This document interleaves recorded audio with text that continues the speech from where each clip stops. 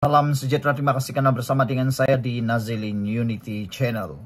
Konco Mahathir terbongkar, satu ulasan yang penuh dengan suspense, satu ulasan yang penuh dengan tanda tanya, dan pastinya akan membuka minda Anda semua.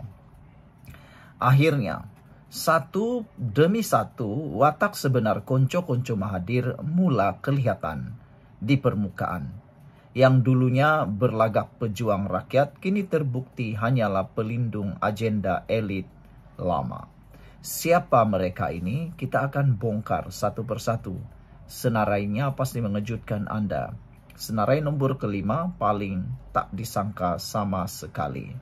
Sebelum kita teruskan ulasan ini, jangan lupa tinggalkan komen Anda dengan tanda pagar "Kami Sayang Malaysia". Siapa konco ini? Konco Mahathir bukan calang-calang. Mereka terdiri daripada bekas menteri, tokoh NGO yang berselindung di sebalik topeng integriti, ahli korporat yang pernah mendapat habuan ketika Mahathir berkuasa, dan beberapa penasihat yang masih setia mengatur gerak belakang tabir. Nama-nama seperti yang nama besar seringkali kelihatan bersuara lantang. Kini makin jelas siapa dalangnya. Strategi mereka terbongkar. Tujuan utama mereka bukan untuk menyelamatkan negara, tapi menghalang reformasi sebenar yang sedang dibawa Anwar Ibrahim. Mereka mahu kekal berpengaruh, mahu anak pinak mereka kekal selesa dengan kekayaan lama. Jika Anda setuju dengan apa yang dihuraikan ulasan ini, tinggalkan dengan komen "Kami Sayang Malaysia". Tapi sebelum kita teruskan, izinkan saya untuk mengungsikan kepada Anda semua, ini terapi imun Transfer Factor for Life. Terapi imun yang meningkatkan daya imun badan kita sehingga 400%. Secara umum dan ringkasnya, kita kena penyakit karena imun badan kita yang lemah. Apabila imun badan kita jadi lemah, kita sukar untuk sembuh daripada semua jenis penyakit. Tapi dengan peningkatan daya imun badan kita boleh sehat daripada semua jenis penyakit karena imun badan kita yang bertindak, menyerang dan juga menghapuskan akar penyakit yang ada dalam tubuh badan kita. Terapi imun ini adalah lulus KKM, diperakui oleh dokter-dokter di seluruh dunia dan juga halal. Dapatkannya melalui nomor telepon yang tertera. Baiklah saudara-saudara sekalian, apa pula modus operandi mereka? Modus operandi mereka ialah hasut dan pecah perpaduan. Di sebalik naratif kononnya kerajaan gagal, mereka cuba porak-porandakan rakyat dengan sentimen kaum, agama dan fitnah. Konco ini bijak memain emosi rakyat. Kononnya pejuang Melayu, padahal merekalah pencatur ekonomi yang paling banyak mengaut kekayaan di zaman Mahathir. Kenapa sekarang baru terbongkar? Kerana kini kerajaan perpaduan makin kukuh. Satu demi satu skandal dan hubungan belakang tabir mula disiasat. Ada yang kini mula panik sehingga mengatur pelbagai himpunan, pelbagai luahan, pelbagai payung dan sebagainya. Tapi kini rakyat bukan lagi bodoh. Rakyat sekarang adalah rakyat yang bijaksana. Rakyat sekarang amat mudah mendapatkan maklumat melalui media massa. Ada yang cuba berselindung, tapi rakyat kini sudah mula celik. Siapa yang sebenar-benarnya memperjuangkan rakyat? Dan siapa yang hanya mahu kembali berkuasa? Anda tolonglah tulis dalam ruangan komen, siapakah jawapan Anda? Anwar tak gentar. Rakyat harus sedar Anwar Ibrahim tahu siapa di sebalik Mahathir yang masih beroperasi di belakang takbir. Tapi perjuangan ini bukan sekadar tentang politik. Ini tentang pembersihan sistem dan menamatkan legasi kekongkongan. Kongkongan politik lama. Kita sudah lihat saudara-saudara sekalian. Kita sudah lihat wayang mereka.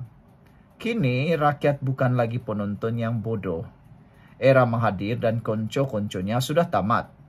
Ini kini zaman rakyat bangkit. Era ini adalah era yang baru. Rakyat sudah bangkit. Dan kita tidak akan biarkan mereka kembali berkuasa dengan agenda lama. Dengan tanda pagar Konco Mahathir terbongkar, politik Malaysia Kerajaan Perpaduan Anwar bangkit. Sebelum kita berpisah, jangan lupa tinggalkan komen Anda dengan tanda pagar Kami Sayang Malaysia. Bye-bye. Ini bukan kali pertama Anwar Ibrahim difitnah. Ini bukan kali pertama Anwar Ibrahim dicoba.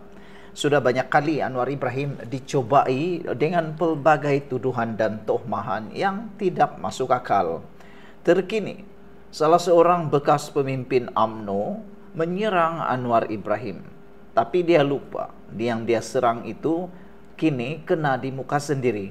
Bak kata pepatah Melayu, meludah ke langit kena muka sendiri. Kemarin atau baru-baru ini, Isham Jalil telah pun cuba memutar belit atau cuba untuk menyerang Anwar Ibrahim dengan bertanya tentang pembelian pesawat Boeing. Tarif Amerika Syarikat, guna duit siapa beli 30 pesawat Boeing, soal Isham Jalil. Tapi sebenarnya dia lupa, yang dia tanya itu kena muka sendiri. Yang dia tanya itu sama dengan isunya waktu dia bersama dengan Najib dalam kerajaan Barisan Nasional. Ini penjelasannya yang Anda tunggu-tunggu.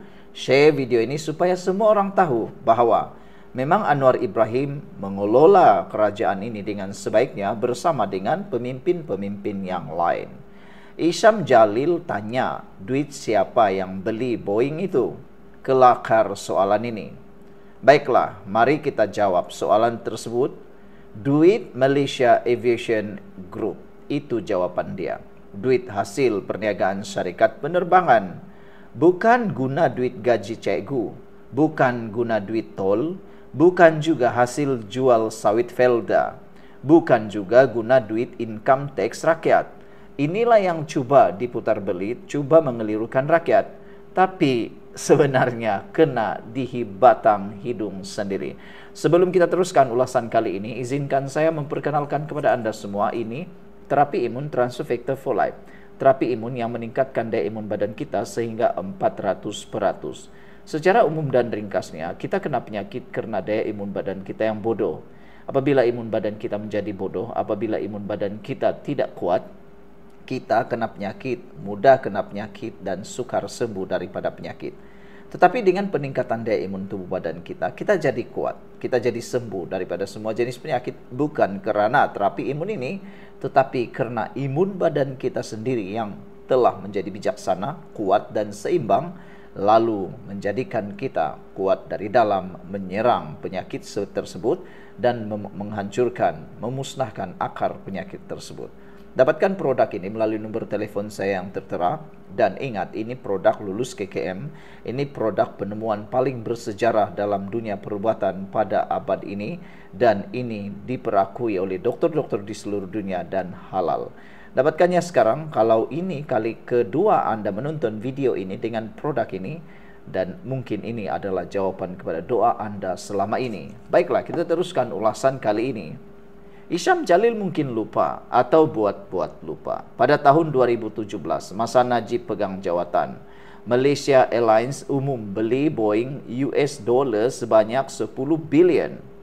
Masa itu tak ada rundingan tarif, tak ada potongan cukai ekspor, tak ada pun alasan dagang yang kukuh. Tapi peliknya, Isham dan geng senyap-senyap, secara senyap sunyi. Tak dengar pun soalan duit siapa. Jangan lupa masa tu Isham adalah pegawai khas Najib di Jabatan Perdana Menteri EPU. Pegawai kanan kot takkan tak tahu guna duit siapa. Bezanya, pembelian pada tahun 2025 ini berlaku selepas kita berjaya turunkan tarif ekspor dari 25% ke 19%. Maknanya, ada pulangan ekonomi jelas untuk negara. Tapi ialah, nak nampak fakta tu kena pakai cermin mata jernih, bukan kaca mata politik. Hakikatnya, yang beli bukan kerajaan, bukan Kementerian Kewangan, bukan tabung haji, bukan tabung masjid. Yang beli ialah Malaysia Aviation Group, MAG, iaitu syarikat induk kepada Malaysia Airlines, Firefly dan Amal. MAG ini pula milik penuh khazanah nasional. Jadi ini pembelian korporat untuk kegunaan komersial syarikat penerbangan, bukannya projek kerajaan macam beli jet pejuang atau bina jambatan. Nilainya besar, 19 bilion US dollar atau lebih kurang 89 bilion. Tapi bukan semua dibayar secara sekali harum. Pesawat komersial macam ini biasanya dibayar ikut jadual penghantaran. Malah ada yang guna kaedah leasing atau pinjaman bank antarabangsa. Jadi jangan bayang ada lori bawa duit cash keluar dari bank negara ke kilang Boeing. Nak siapkan sebiji kapal terbang bukan macam order cut grab. Sumber duitnya datang daripada modal dalaman MAG, pembiayaan bank atau syarikat sewa pesawat, dan kalau perlu ada sokongan daripada khazanah sebagai pemilik. Tak ada 1 sen pun gaji cikgu, duit tol atau cukai jalan yang terus digunakan untuk bayar Boeing ini. Kalau nak kira indirect, ya, sebab khazanah milik negara. Tapi itu pelaburan yang ada pulangan, bukan belanja hangus. MAG ini pula bukan syarikat yang tak menjana keuntungan. Masa tahun 2023, MAG mengutip keuntungan bersih berjumlah 766 juta ringgit. Hasil daripada revenue sebanyak 13,85 bilion dan operating profit sebanyak 889 juta. Ini kali pertama mereka untung sejak dibentuk semula pada tahun 2015. Tahun 2024 pula, keuntungan bersih jatuh mendadak kepada 54 juta ringgit, menyusut 93% dari tahun sebelum ini. Operating profit pula mencatat 113 juta. EBITDA RM788 juta ringgit dan baki tunai sekitar 3 bilion ringgit. Keuntungan merosot adalah disebabkan isu kos penyelenggaraan pesawat. Jadi memang patutlah kalau diorang nak beli kapal terbang baru. Kalau logik Isyam pakai, semua syarikat milik khazanah tak boleh berbelanja sebab kononnya duit rakyat. Jadi esok kalau Petronas beli pelantar minyak, tenaga beli turbin pun nak tanya duit siapa juga ke? Kalau begitu, baik kita tutup semua syarikat GLC.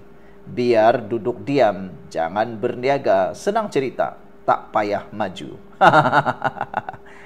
Janganlah kerana nak serang kerajaan hari ini sampai sanggup pusing fakta macam ini. Ya, cerita-cerita macam ni susah orang nak hadam. Tapi berlaku jujurlah. Awak tu pegawai khas dulu.